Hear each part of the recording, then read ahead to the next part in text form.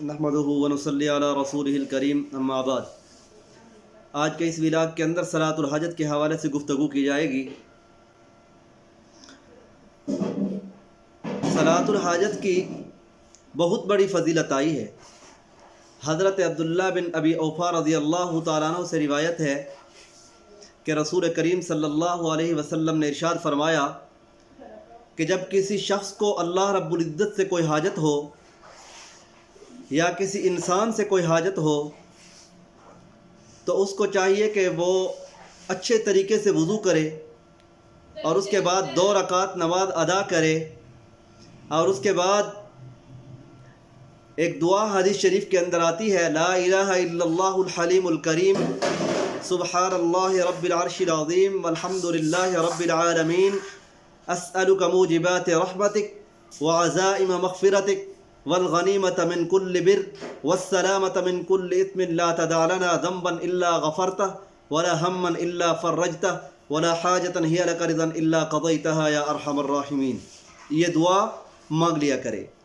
لیکن اکثر لوگوں کو دیکھا گیا ہے اور ان کے ذہن میں یہی بات ہوتی ہے کہ بس ایک دن کے اندر 1 مرتبہ ہی صلاۃ الحاجت پڑھنی ہے۔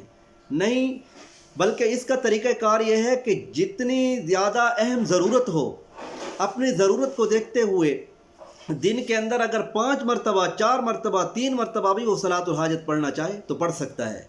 ایک نماز کے ساتھ 1 دفعہ، مثلا ظہر کے بعد 1 دفعہ پڑھ لی، مغرب کے بعد 1 دفعہ پڑھ لی، عشاء کے بعد 1 دفعہ پڑھ لی۔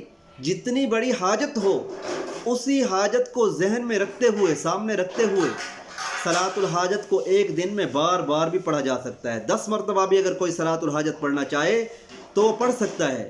اور آپ کو پتہ ہے کہ نوافل ایسی چیزیں ہیں جن کے ذریعے انسان کو اللہ رب العزت کا قرب نصیب ہوتا ہے اور انسان اللہ رب العزت کے انتہائی قریب ہو جاتا ہے۔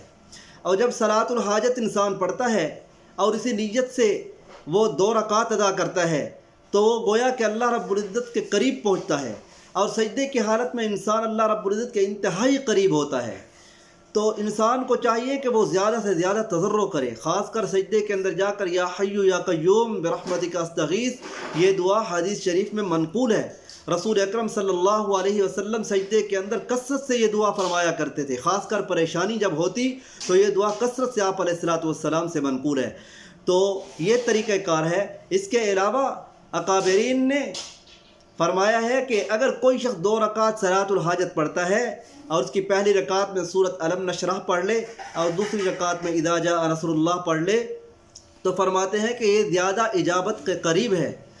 تو جو طریقہ بھی ہو، جو طریقہ بھی اختیار کرنا چاہے اختیار کر سکتا ہے، لیکن بات یہ ہے کہ صلاۃ الحاجت کو نہیں چھوڑنا چاہیے۔ کیوں؟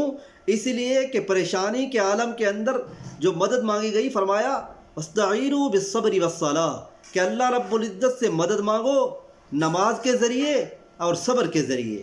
ٹھیک ہے جی؟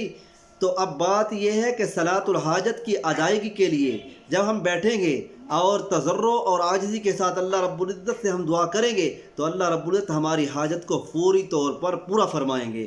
تو آج کا یہ عمل ہر انسان کو چاہیے، کوشش کرے کہ روزانہ اس کے ہزاروں واقعات، ہزاروں اس کو مشکلات، پریشانیاں، تکلیفیں ہوتی ہیں، تو روزانہ اگر وہ ہر نماز کے بعد، مثلا جن نمازوں کے بعد نوافل پڑھنا جائز ہوتا ہے، تو وہ اگر اس نماز کے بعد وہ صلاۃ الحاجت پڑھ لیتا ہے تو اس کے تمام حالات جو ہیں وہ درست ہو جائیں گے، روزانہ کے روزانہ حل ہوتے رہیں گے۔ وآخر دعوانا ان الحمد للہ رب العالمین۔